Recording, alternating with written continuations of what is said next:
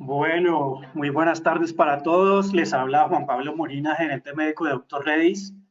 A todos nuestros invitados de Chile y de Colombia les damos la más cordial bienvenida.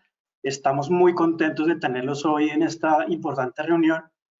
Pero antes de empezar nuestro evento principal, queremos contarles unas cosas muy importantes sobre nuestra compañía. Entonces, bienvenidos de nuevo a nuestra nueva versión de Oncotalks en este día de hoy sobre cáncer de mama metastásico. Entonces, una de las cosas más importantes que queremos contarles es que el propósito de nuestra compañía es acelerar el acceso a medicamentos innovadores y accesibles porque para nosotros la buena salud no puede esperar. Adicionalmente, nuestra compañía tiene 4 negocios principales, uno de los cuales ustedes seguramente conocen muy bien, que es el de medicamentos genéricos. Tenemos más de 200 versiones genéricas de medicamentos innovadores a un costo más bajo. Tenemos también una unidad de medicamentos biotecnológicos. En este momento comercializamos 4 biosimilares a nivel mundial y tenemos un subsiguiente proyecto de desarrollo que viene en camino. Colombia vamos a tener próximamente un medicamento biotecnológico que va a servir para manejar diferentes necesidades de pacientes oncológicos y hematológicos. Adicionalmente, tenemos una unidad de ingredientes farmacéuticos activos. Doctor Redis es una de las compañías más grandes que proveen ingredientes farmacéuticos activos en el mundo. Somos capaces de fabricar alrededor de 150 ingredientes farmacéuticos activos y tenemos una división de productos propios que lo que buscan es satisfacer necesidades médicas no satisfechas a través de productos farmacéuticos con presentaciones diferenciadas. También muy importante contarles que nosotros hacemos presencia directa en 30 países alrededor del mundo, algunos de los cuales tienen entes reguladores muy exigentes como son los Estados Unidos, Canadá, España, Alemania, Italia, Japón, Países Bajos y en la región estamos en países como son Chile, Brasil, Venezuela y Colombia. Tenemos 26 plantas alrededor del mundo y 33 centros de investigación de desarrollo. También queremos contarles que la planta donde se fabrican nuestros medicamentos oncológicos está aprobada por la FDA y otras entidades muy importantes como el TGA de Australia, BfArM de Alemania, Anvisa y el INVIMA de Colombia. Nuestro portafolio se extiende a más de 20 tipos de cánceres y para ir terminando, toda la confianza que hemos logrado en nuestros diferentes stakeholders ha hecho que, por ejemplo, seamos la primera compañía de medicamentos genéricos en la India, la segunda compañía de genéricos inyectables oncológicos en los Estados Unidos y recientemente algo que logramos en nuestro país, en Colombia, y es ser la primera compañía de medicamentos genéricos en nuestro país. Todo esto porque la buena salud no puede esperar. Ahora, para ya entrar en materia, nuestro conferencista no necesita presentación. Ustedes seguramente lo conocen muy bien, es el doctor Javier Cortés. El doctor Cortés nos va a hablar hoy del manejo, nos va a hablar de una actualización del manejo del cáncer de mama avanzado, receptores hormonales positivos, HER2 negativo, y nos va a dar información muy importante de cómo manejar esta entidad en estos tiempos de pandemia. Bueno, el doctor Cortés es jefe del programa de cáncer de mama del Instituto Oncológico IOB, tanto en Madrid como en Barcelona. Es investigador clínico senior del Instituto de Oncología Valdebrón, es miembro científico de ESMO y es presidente del Comité de Cáncer de Mama para ESMO 2020. Finalmente, es copresidente del Comité del Programa de la Reunión Anual para 2021 de la Asociación Americana para la Investigación del Cáncer. Doctor Cortés, estamos muy contentos de tenerlo hoy con nosotros. Muchas gracias por toda su ayuda hasta este momento y bueno, darle paso y a todos pues que disfruten esta excelente presentación. Juan Pablo, muchísimas gracias a ti, a todo el equipo de Doctor Redis por vuestra amabilísima invitación. Y como siempre empiezo estas reuniones, ¿no? Es una desgracia no poder estar allí con vosotros, darnos abrazos, que es lo que nos gusta. Y yo personalmente, lo sabéis bien, lo digo cada vez que voy, pero es que lo siento así. Estoy tan ligado a Latinoamérica en todos los aspectos que se me hace difícil hablar con un ordenador, a pesar de que, bueno, pues de que sé que estáis en el otro lado oye, y el cariño sigue intacto. Pero insisto, siento muchísimo, muchísimo, muchísimo no poder abrazaros, daros un beso y charlar un rato juntos. En fin, esperemos que pronto pase todo esto y podamos hacerlo. Bueno, pues como ha comentado previamente, la idea es discutir brevemente el estado actual del cáncer de mama metastásico avanzado hormonopositivo HER2 negativo y posteriormente hablar un poquito, 7-8 minutos, sobre qué es esto del SARS-CoV-2, del COVID-19. Os diré 2 palabras sobre los datos en España que tenemos actualizado a finales de la semana pasada y, bueno, pues quizá 2 diapositivas sobre cómo debemos abordar desde el punto de vista de la oncología médica los tratamientos en estos momentos que nos ha tocado vivir. Bien, estos son mis disclosures, los tenéis ahí, lo podéis compartir. Y, bueno, pues para empezar, simplemente recordar que el cáncer de mama es una enfermedad terriblemente heterogénea y lo es también dentro de los cánceres de mama hormonales. Y todos tenemos en la consulta pacientes en los que tienen una enfermedad francamente indolente, incluso metastásica, pero que viven años y años y años sin hacer apenas enfermedad visceral. Y tenemos pacientes con una afectación visceral importante, con progresión rápida, que a veces incluso nos recuerda a los tumores triple negativos, ¿verdad? Desde el punto de vista del tratamiento hormonal, creo que es muy importante recordar esta diapositiva y es diferenciar bien entre la resistencia primaria y la resistencia secundaria al tratamiento hormonal. ¿Qué es resistencia primaria en pacientes con enfermedad metastásica? Es aquella en la que la respuesta a la hormonoterapia es en torno a 3-6 meses. Son pacientes claramente con poca respuesta y por tanto muy refractarios a la hormona. Sin embargo, pacientes sensibles al tratamiento endocrino son aquellos que han estado en tratamiento durante al menos 1 año, año y medio, 2 años, y estos pacientes tienen muchas posibilidades de responder a una segunda línea hormonal. Si los pacientes reciben tratamiento en el contexto adyuvante, diremos que son pacientes con resistencia primaria, aquellos que tienen progresión durante los 2 primeros años de tratamiento adyuvante hormonal. Entre 2 y el año de finalizar la hormonoterapia, diremos que son resistencias secundarias, y si el paciente ha dejado de tomar el tratamiento durante más de 1 año, son pacientes que llamamos sensibles al tratamiento hormonal. Esto es muy importante porque la respuesta y el diseño de los estudios clínicos depende claramente de si un paciente sensible al tratamiento hormonal es resistente o refractario, resistencia primaria o refractario, o si el paciente tiene resistencias secundarias. Recordar también, y esto es una diapositiva muy importante, ya se dijo en el 2018 de forma muy clara, el objetivo en el cáncer metastásico no es curar la enfermedad. Y esto nos tiene que repatear la cabeza una y otra vez, porque no tiene sentido dar tratamientos agresivos de quimioterapia cuando el objetivo es prolongar la supervivencia y mejorar la calidad de vida. Y además, cuando comparamos en el contexto metastásico datos antiguos, fijaos que son datos comparativos de quimioterapia tamoxifeno. No me meto con los niveles de aromatasa, con el fulvestrant o con los niveles de ciclinas. Con el tamoxifeno ya se demuestra que en términos de supervivencia no es mejor empezar con tratamientos de quimioterapia. Por último, como introducción, recordar que todas las guías, sin excepción, recomiendan tratamiento endocrino y no tratamiento de quimioterapia, a no ser que tengamos ante nosotros una paciente con clara crisis visceral.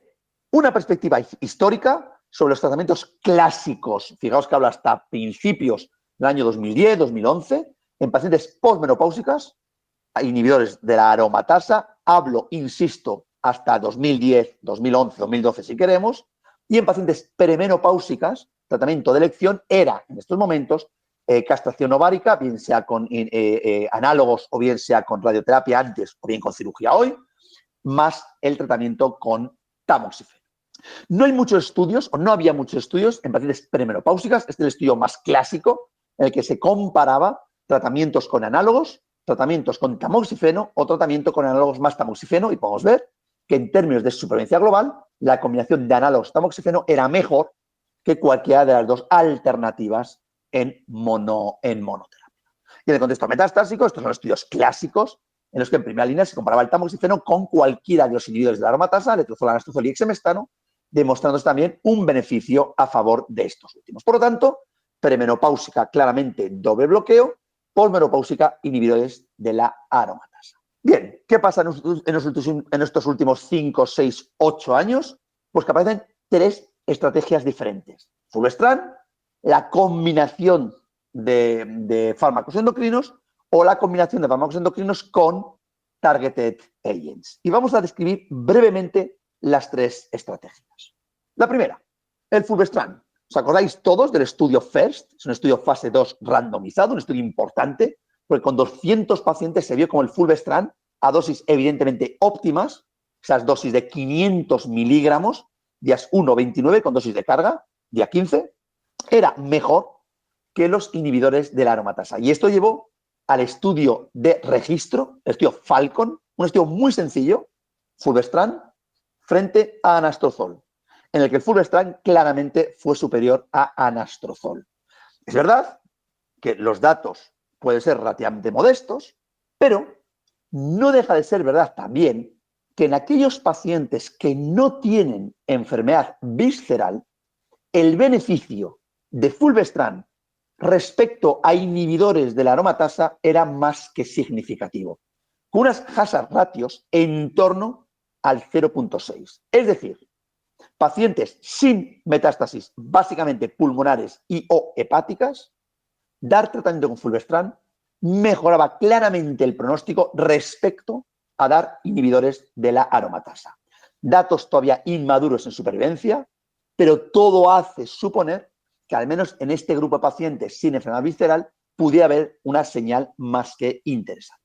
En cuanto a la combinación de fulvestrant con inhibidores de la aromatasa, fulvestrant más anastrozol, hay 2 estudios importantes. El SWOG es uno de ellos, en pacientes sensibles, con datos muy interesantes, incluso en supervivencia libre de progresión, datos no tan interesantes en el estudio FACT. ¿Cuál es la diferencia entre el estudio FACT y el estudio SWOG? Muy sencilla.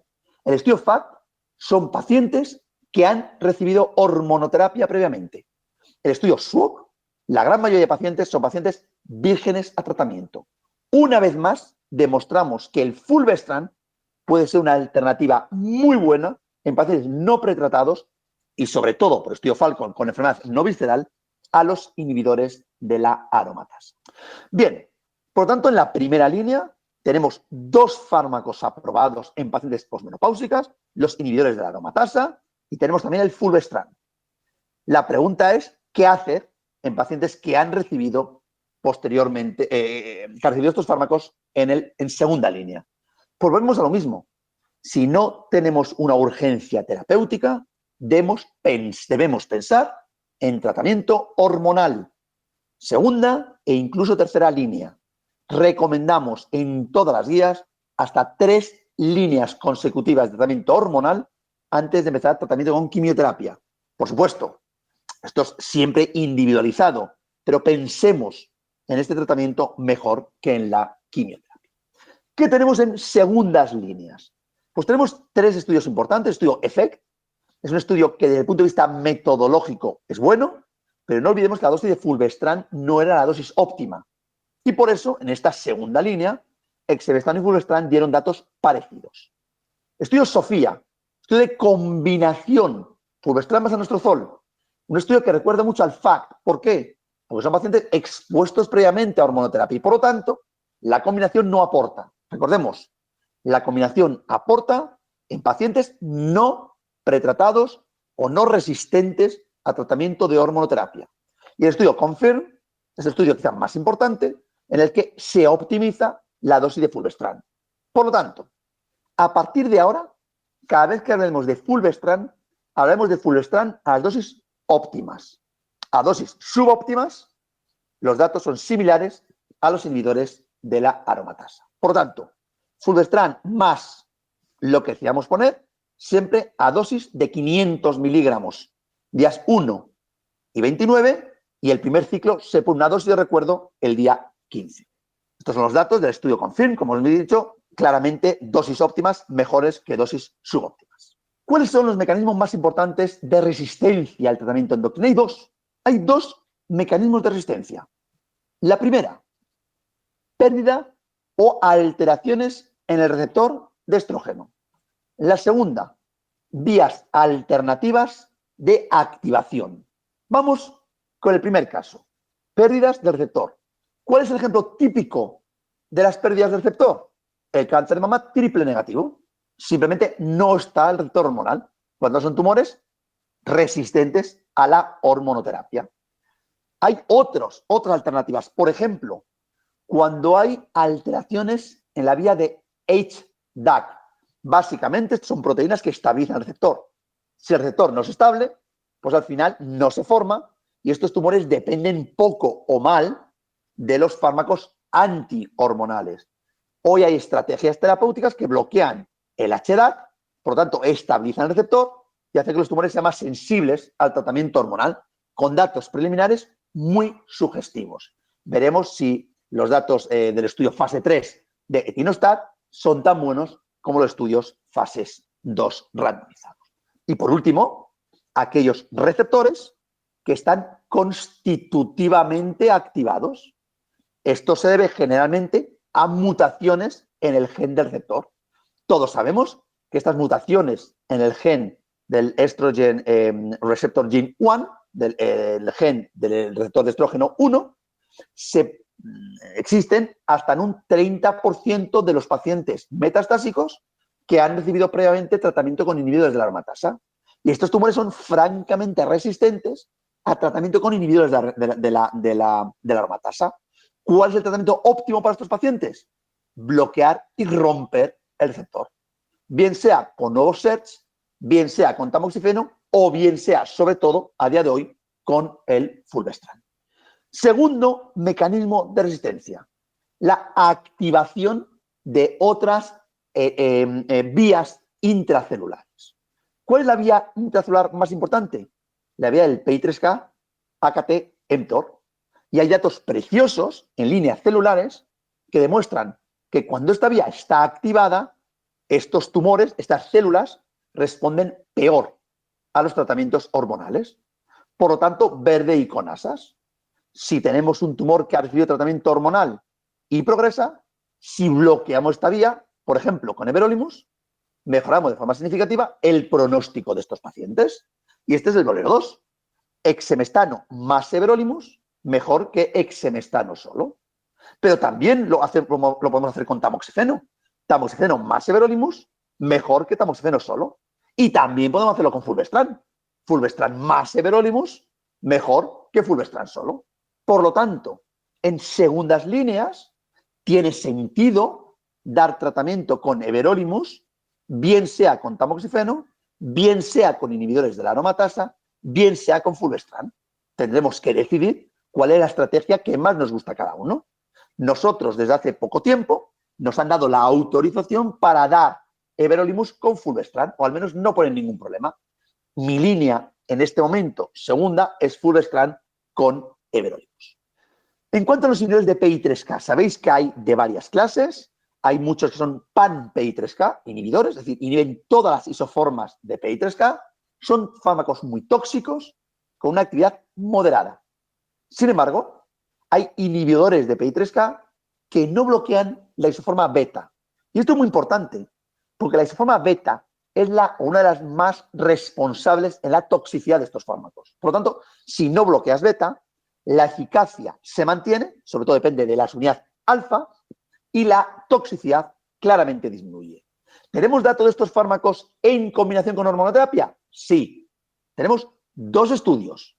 Uno, Sandpiper, fulvestrant más tazelicib. 2, Solar 1, fulvestrant más alpelisib. Resultados, Sandpiper, fulvestrant más tazelicib, mejora el pronóstico. Pero es verdad que es una mejoría modesta. Sin embargo, en el estudio Solar 1 con alpelisib, la mejoría es mucho más llamativa. Y esta mejoría se produjo exclusivamente en los pacientes con mutaciones de PI3K.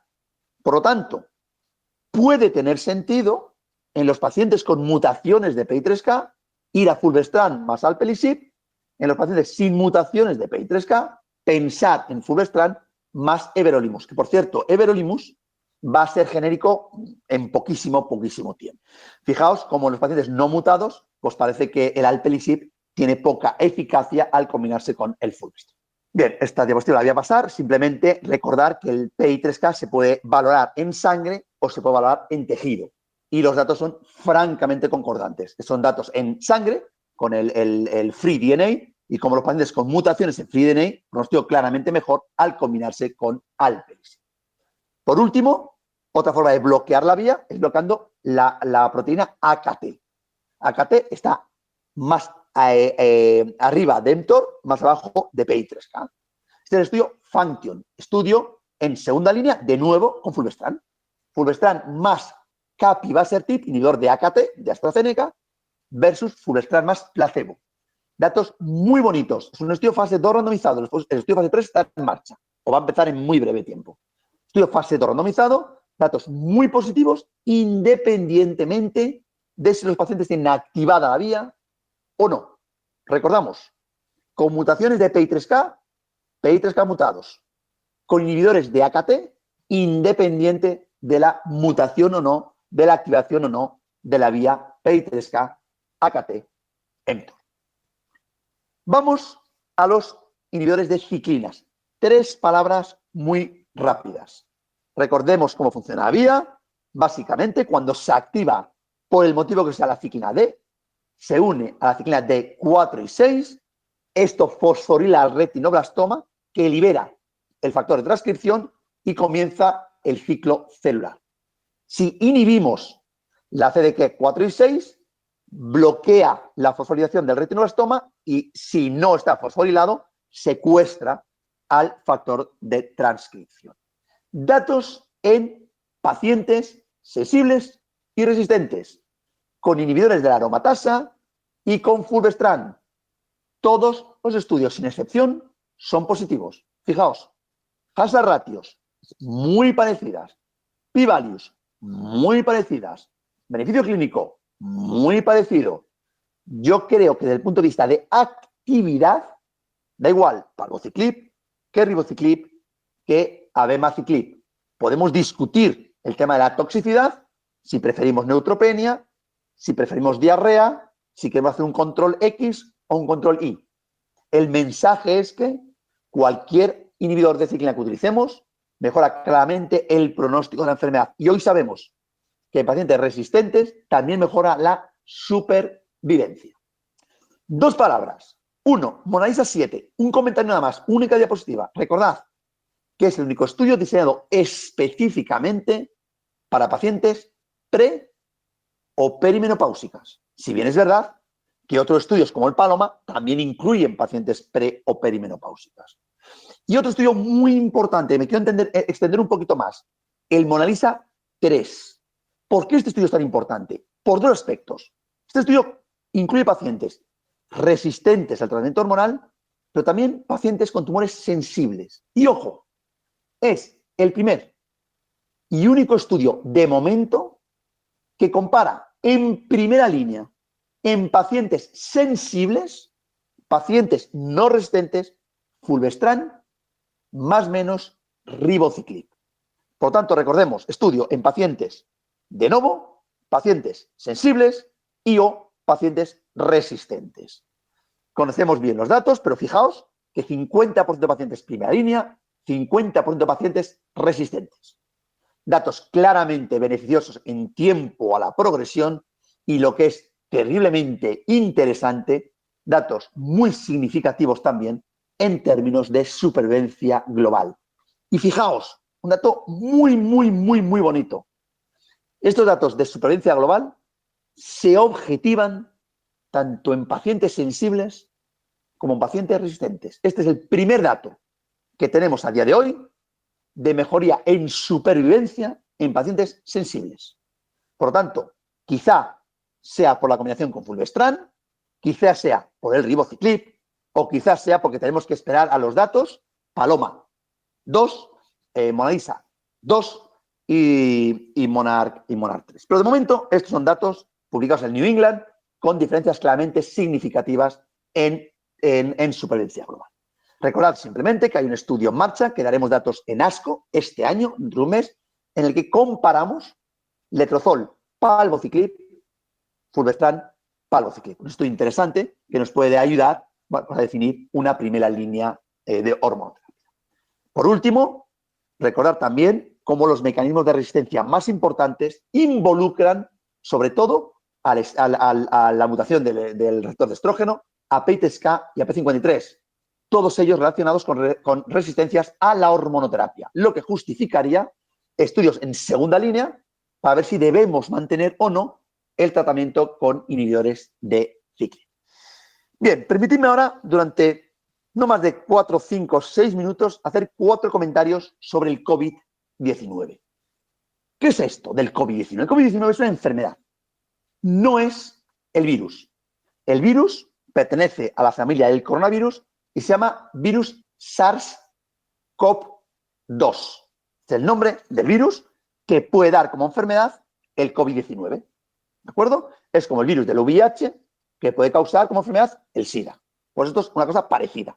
COVID-19 no es un virus, es el SARS-CoV-2.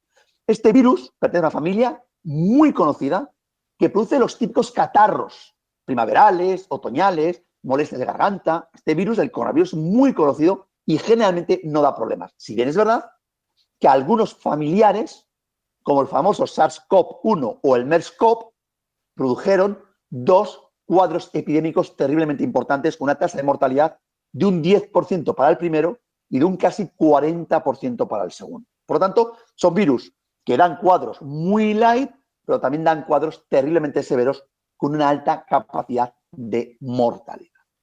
¿Cuáles son los síntomas del COVID-19? Fiebre, lo más frecuente, entre un 80 a 95% de las veces. Una tos seca, muy típico, 75% de las veces. Y luego, cualquier cuadro semejante o parecido a la gripe. Puede dar dolores musculares, puede dar dolor de garganta, pero puede dar 2 cosas características. Primera, disnea. Y segunda, en un 20% de las veces, pérdida del olfato, la anosmia. Es un cuadro muy característico que se está describiendo últimamente con muchísima frecuencia. Tiempo de exposición de 1 a 14 días. ¿Cuántos casos teníamos diagnosticados en abril del 28? Y estas cifras van cambiando porque tenemos un gobierno que es caótico. Pero bueno, tenemos más o menos confirmados 230.000 casos. Ojo, estos son casos confirmados por PCR a los pacientes que se le hacen. Se le hacen a pocos pacientes, incluso con síntomas, prácticamente solo pacientes que acuden al hospital y se hospitalizan. Por lo tanto, es una cifra que creemos que puede estar en torno a 2-3 millones mínimo. En cuanto a los fallecimientos, a día de hoy, 8 o 9 de mayo, llevamos más de 26.000 pacientes fallecidos por coronavirus. Datos oficiales, creemos que podemos estar en torno a 32-33.000 pacientes. ¿Qué pacientes están en riesgo de tener COVID-19? Pues probablemente pacientes con diabetes, con hipertensión, con afectación pulmonar. Y no está claro si pacientes con cáncer tienen más riesgo de complicaciones del COVID-19 o no. Hay datos que dicen que sí, pero probablemente se asocian más a los pacientes jóvenes y a pacientes con enfermedad metastásica. Por lo tanto, no es un aspecto muy claro, pero evidentemente tenemos que tener ciertas precauciones. Fijaos, este es un estudio realizado en China, me quedan 3 minutos, publicado en Annals of Oncology este año. Es un estudio interesante, porque lo que hacen es comparar pacientes que tienen COVID-19 y se intuban o pacientes con COVID-19 que fallecen. Y comparan cáncer y no cáncer. Fijaos cosas muy interesantes. ¿Qué es lo que dicen este estudio? Con aproximadamente 340 pacientes. Dice, pacientes con cáncer, dice, el riesgo de que si tienes COVID-19 y cáncer te llegues a intubar es de 1.9 veces mayor que si no tienes cáncer. Pero, en cuanto al riesgo de mortalidad, el riesgo es 1.15 veces mayor. Es decir, no hay mayor aumento de fallecimiento si tienes cáncer a si no tienes cáncer. Pero ojo, si esto se produce, los pacientes son muy pocos, pero esto se produce en pacientes menores de 50 años y tienes cáncer, la mortalidad por COVID-19 es 5 veces superior a si no tienes cáncer. Por lo tanto, insisto, quizá puede complicar algo la patología del COVID-19, pero en pacientes jóvenes sí que parece aumentar la mortalidad. Estoy terminando, 4 diapositivas. Con todo este escenario, ha habido consorcios en los que se han intentado juntar para decidir cuáles son las prioridades del manejo de los pacientes con cáncer de mama. Y como veis, en Estados Unidos hay un consorcio que une cirujanos de mama, radiólogos, la red de NCCN, etcétera, etcétera, etcétera, y establecen 3 prioridades. High priority. ¿Esto qué significa? Son estrategias que hay que hacer rápido, inmediatamente. ¿Por qué? Porque puede cambiar de forma claramente el pronóstico de los pacientes si no se actúa ya. Medium priority. Tenemos que actuar durante estas 6 semanas, pero tenemos hasta un mes, mes y medio para actuar. Low priority, podemos claramente demorar la actitud. Por ejemplo, un paciente en seguimiento con resonancia porque tiene un BRCA1, bueno, es low priority. Podemos demorar la resonancia 2 o 3 meses y no hay mayor. En cuanto a oncología médica, para pacientes con tumores de mama temprano, ¿qué es high priority? Tratamiento adyuvante o neoadyuvante en triple negativo, en ER2 y en los tumores hormonales muy agresivos. Es una high priority empezar el tratamiento ya. Es que nada, podemos esperar 1 o 2 semanas, pero hay que empezarlo ya, no podemos demorar el tratamiento. Lo mismo para los pacientes que se han operado, empezar, si no ha hecho respuesta completa patológica, bien la capecitabina en triple negativo, bien sea el TDM1 en los pacientes ER2 positivos. Y por supuesto, un paciente que ha empezado tratamiento no se puede parar. Hoy me ha venido una paciente a consulta por una segunda opinión, una paciente que tenía un tumor de mama triple negativo en neoadyuvancia, le habían puesto AC seguido de Taxol, bueno, y a los 2 ciclos de Taxol se lo han parado por el COVID. Esto no se debe hacer. Medium priority, pues quizá para esos pacientes más estadios 1, más endocrinos, empezar el tratamiento endocrino si podemos, quizá una firma genética de menor riesgo, etcétera, etcétera. Y low priority, pues bueno, pues quizá hacer los electrocardiogramas o las fracciones de eyecciones si los pacientes son asintomáticos. En el contexto de mama metastásico, ¿qué es high priority? Por la primera línea. La primera línea es high priority y podemos hacer immune checkpoint inhibitors. Claro que sí, claro que podemos hacerlo. ¿Y podemos hacer ciclinas? Sí, podemos hacerlo, pero es verdad que podemos ser más laxo en la indicación. Es decir, si el paciente no requiere una actividad o no tiene mucha enfermedad, quizá es un buen momento para desescalar el tratamiento y empezar con tratamiento hormonal y dejar la ciclina para la segunda línea. Y es aquí donde quizá el fulvestrant se podría posicionar en estos días como un tratamiento a considerar en primera línea hormonal para los pacientes. Evidentemente, una crisis visceral hay que poner el tratamiento ya y punto, no sabe más, ¿no? Porque el paciente no va a fallecer, evidentemente, por el cáncer. Y los estudios clínicos, pues depende, pues una prioridad alta o una prioridad mediana. Segunda, tercera y líneas sucesivas. Bueno, pues ya se puede demorar un poquito más. No hay datos tan claros en aumento de supervivencia tan bonitos. Por lo tanto, no es tan urgente empezar el tratamiento.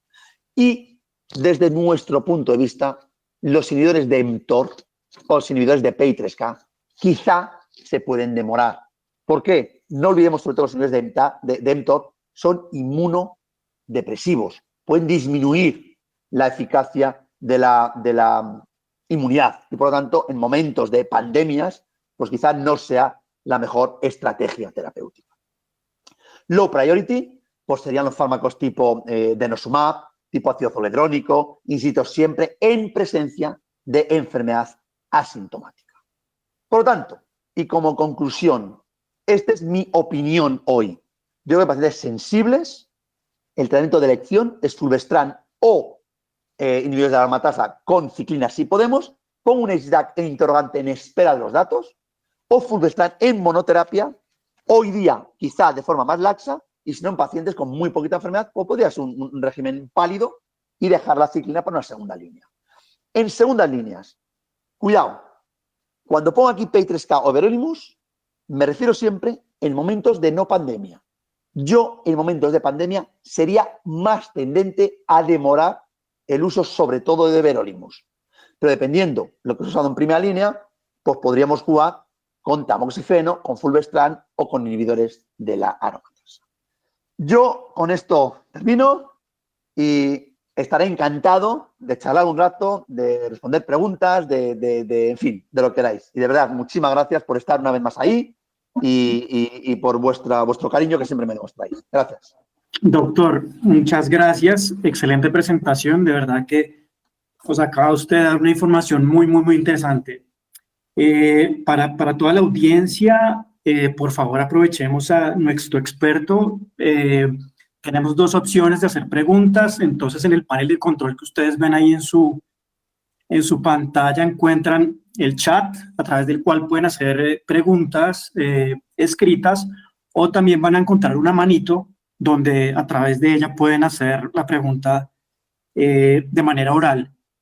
Ya tenemos una, doctor Cortés, mientras el resto de la audiencia se anima, y la primera pregunta dice lo siguiente: ¿están ofreciendo tratamiento con ciclinas en contexto de la pandemia teniendo en cuenta la toxicidad hematológica?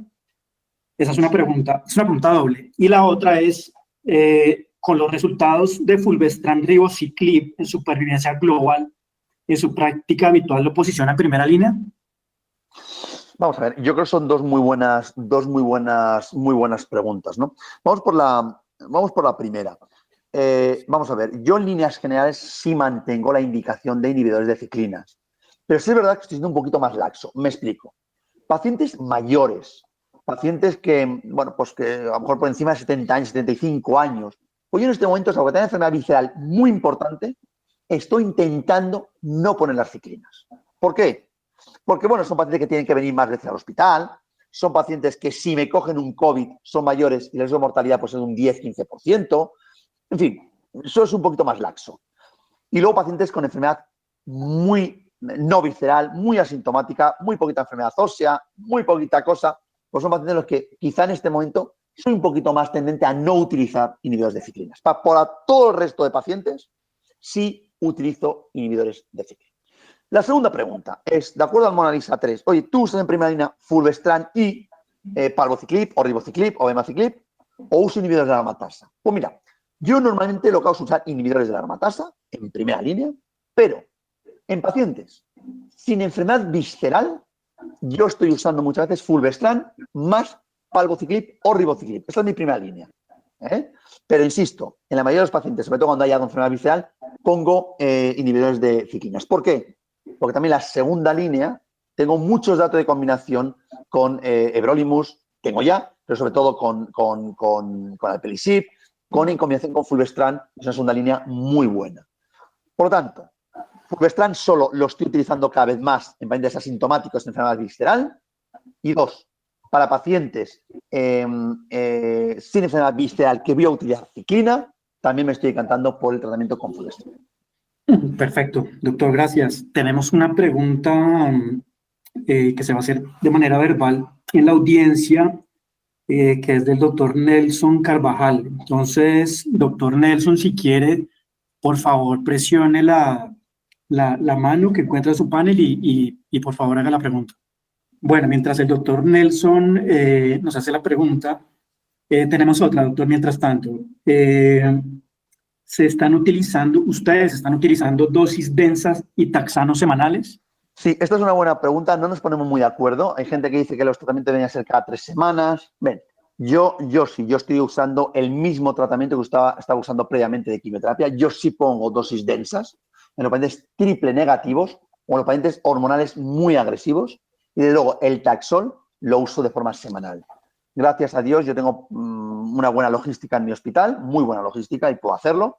Si tuviera un hospital público lleno de COVID, no se lo haría, probablemente lo pondría cada 3 semanas, asumiendo quizá esa disminución de la eficacia. Pero yo mantengo el tratamiento semanal de paclitaxel.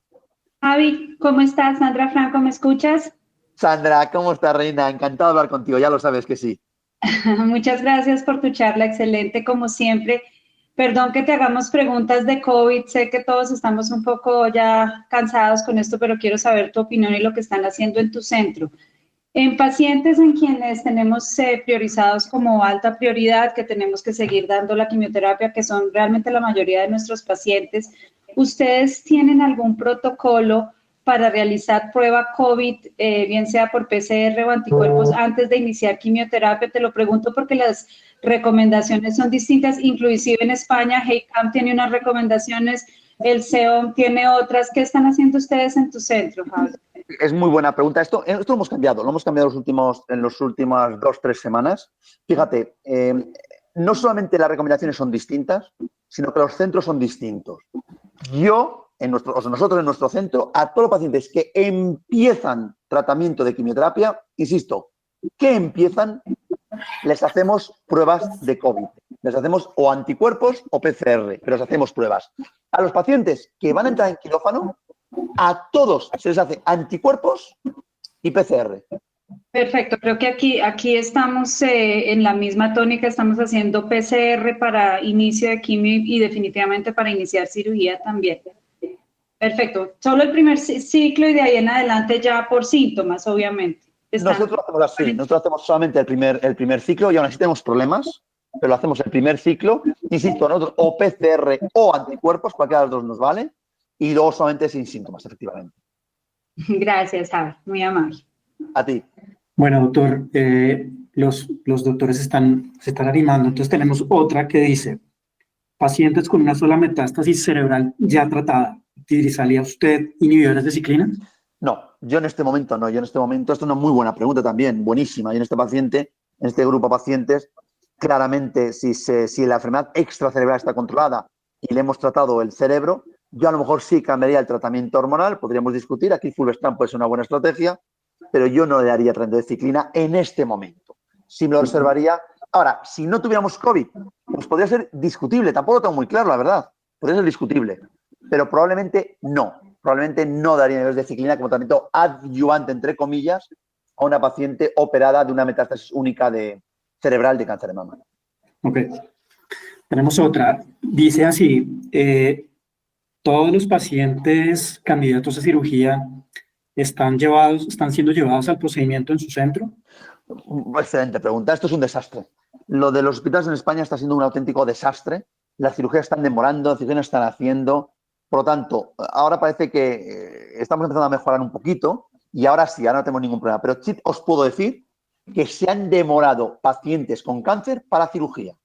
Hemos tenido que poner hormonoterapia a veces en pacientes con tumores estadios 1 hormonales antes de operar y pacientes que tenían que haberse operado tras una neoadjuvancia se han demorado 3 o 4 semanas de más. Por lo tanto, ahora ya estamos haciéndolo vía relativamente normal, pero ha sido un auténtico desastre esto. Bueno, que tenemos otra por aquí, vamos a ver si entiendo. Dice lo siguiente, paciente postmenopáusica luminal A, se realiza MP más LNC 2/3, se aplicó Z11, además de ir a quimioterapia adyuvante. ¿Cuál hormonoterapia sería adecuada teniendo en cuenta que es un T2N1M0?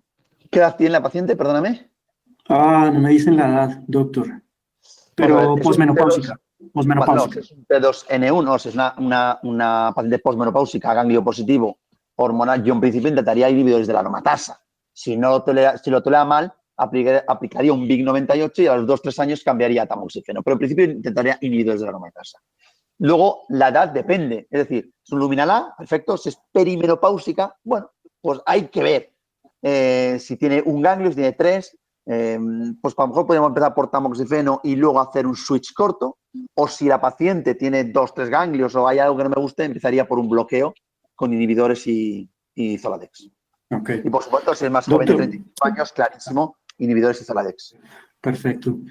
Y bueno, ustedes tienen en España en este momento programas de hospitalización en casa, por ejemplo, donde les administran a los pacientes el fulvestrant en casa, o cómo manejar este tipo de terapias parenterales. No. Nosotros en casa generalmente no se administra el fulvestrant. se administra en centro de atención primaria, en los centros de salud, o bien en los hospitales, en cualquiera de los dos sitios, que incluso hay enfermeras que sí pueden ir a casa a ponerlo y volver, pero no es solo con un paciente per se. Normalmente son enfermeras las que ponen este tipo de medicación. Es muy sencillito, pero bueno, ese intramuscular en general son las enfermeras que lo ponen. Hola, te felicito por la presentación, muy completa y muy buena. Te quería preguntar si ustedes usan en las premenopáusicas, ¿qué prefieren? ¿El doble bloqueo, o sea, el bloqueo con tamoxifeno o el bloqueo con inhibidor de aromatasa, en las que son como de alto riesgo? Un fuerte abrazo, Pamela, también para ti, muy, muy fuerte. Vamos a ver, esta es una muy buena pregunta. Y si la pregunta es ¿qué hacemos en España? No te puedo contestar, porque hay gente que usa Zoladex más o Decaptil más tamoxifeno y otros usan Zoladex más inhibidores de aromatasa. En mi caso concreto, si la paciente es de alto riesgo, yo soy partidario de usar Zoladex más inhibidores de aromatasa y desescalar o disminuir o cambiar a tamoxifeno en caso de toxicidad. Pero yo, siendo honesto, generalmente uso Zoladex más inhibidores de aromatasa mucho más que Zoladex más tamoxifeno. Tanto en adyuvancia como en el contexto metastásico. Muchas gracias. Y otra pregunta que a lo mejor todos vamos a querer, si es posible tener acceso a tu presentación, que está excelente. Muy resumida, muy... No tenéis ni que preguntarlo. Ya sabéis que siempre todo lo que yo doy es vuestro. Muchas gracias, te pasaste. Doctor, tenemos otra. Dice lo siguiente. Las recomendaciones de ASCO determinan el inicio de ciclinas en pacientes con receptores positivos, receptores hormonales, como alta prioridad. ¿Usted qué opina sobre esto?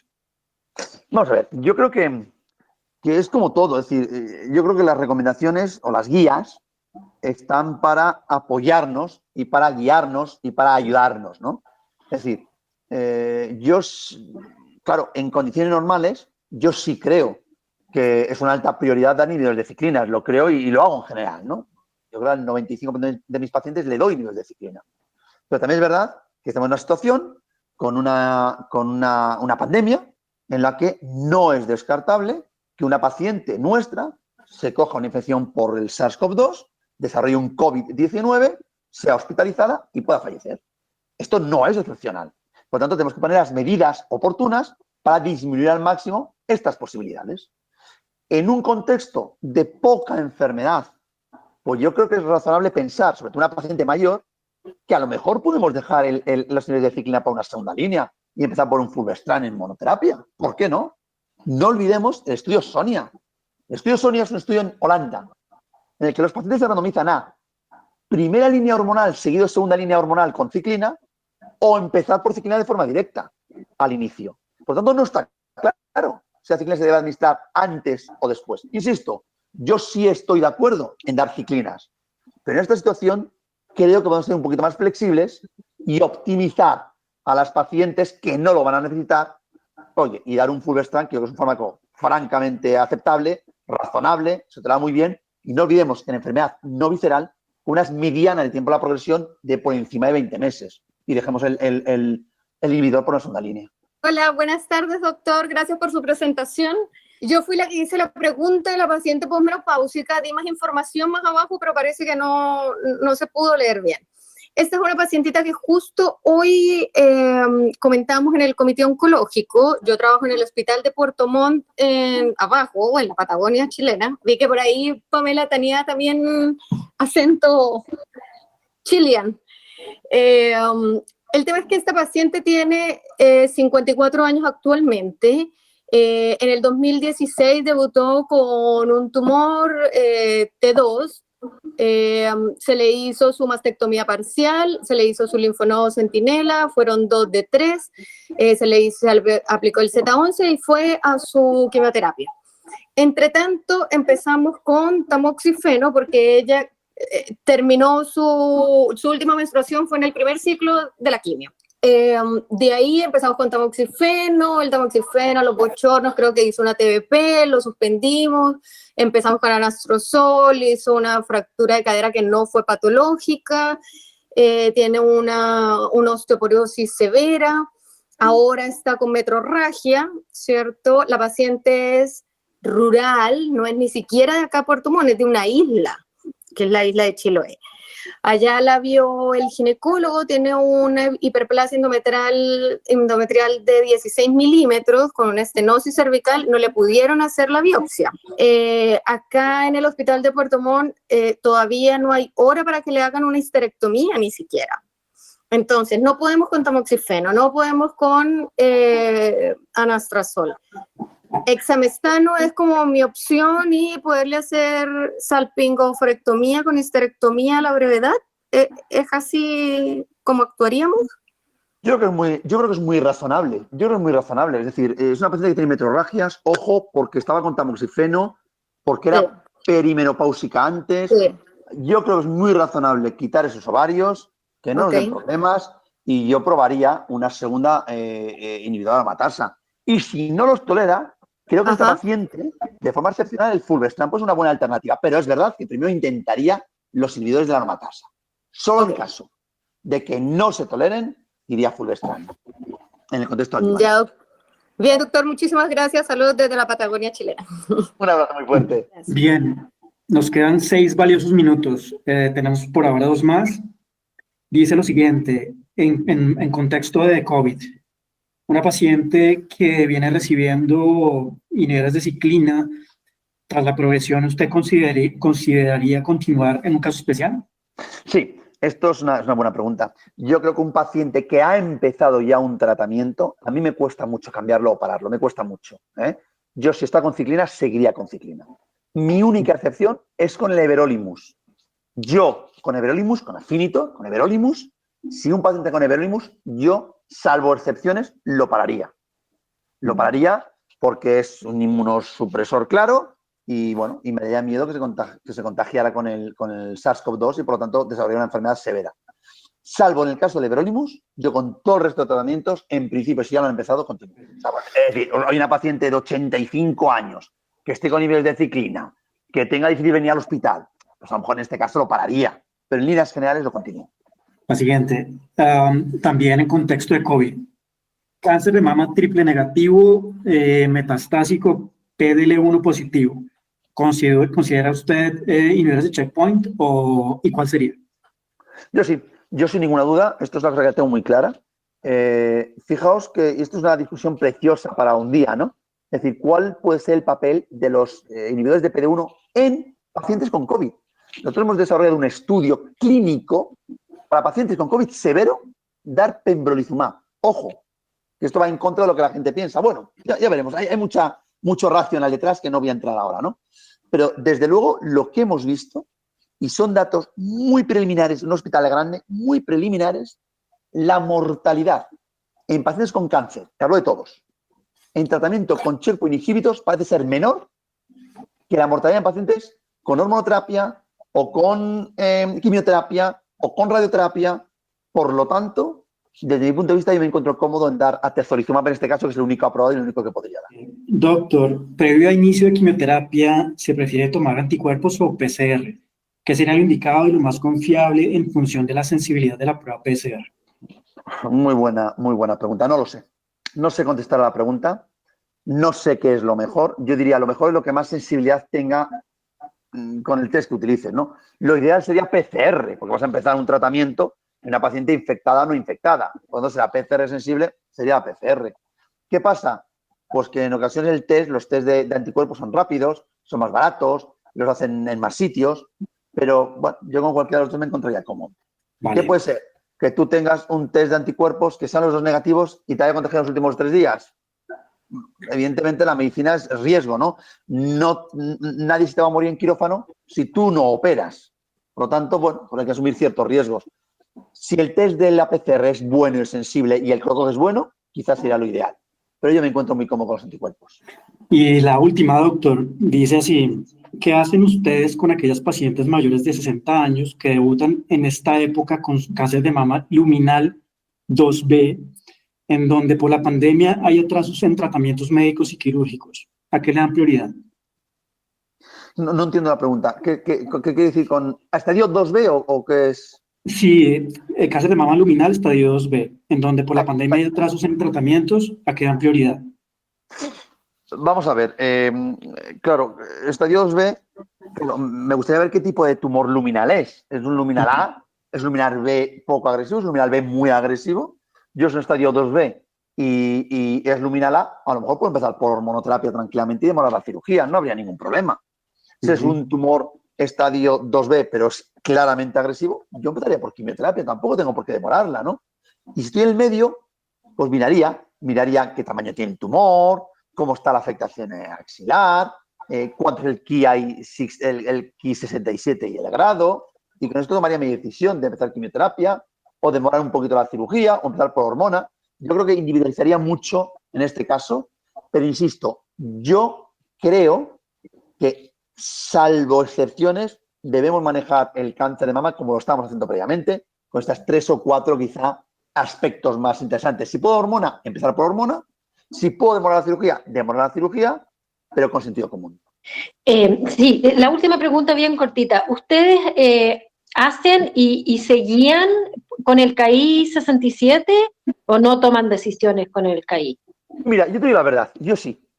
Ya sé que está muy controvertido, ya sé que es muy discutido, yo sí. Es decir, si tengo un KI 67 del 70, 80, 90%, me gusta poco. Si lo tengo el 5 o 10%, me gusta mucho. El problema es cuando tengo de 20 a 30%. Bueno, pues ahí ya lo tengo menos, le considero menos, ¿no? Pero es verdad que a veces, joder, es que nos podemos, es que las guías, es que no vale para nada. Bueno, no vale para nada, pero son herramientas que ayudan. Y entre todas las herramientas, tomas la decisión. Que puede ser muy variable. Mira, yo no he visto nadie que tenga un Ki 67 del 80-90% y en una revisión te baja el 10%. No lo he visto nunca. O que sea del 5 o 10% y se pongan 50%. No lo he visto nunca. Si he visto que 30-40 bajan al 10-15. Si he visto que el 10-15 pueden pasar al 30. Por lo tanto, en esos niveles de 15-20 a 30-40 tengo poca confianza. Pero por encima del 50 o por debajo del 10, a mí me ayuda a tomar decisiones. Mil gracias por toda la información que nos dio, súper interesante y súper valiosa. De verdad que estuvimos encantados de tenerlo hoy con nosotros. Y bueno, a los demás participantes de Chile y de Colombia, muchas gracias por haber ingresado a la reunión y pues nada, estamos en contacto. Muchísimas gracias a todos vosotros y por favor compartir mis diapositivas con quien queráis, ¿eh? Ningún problema.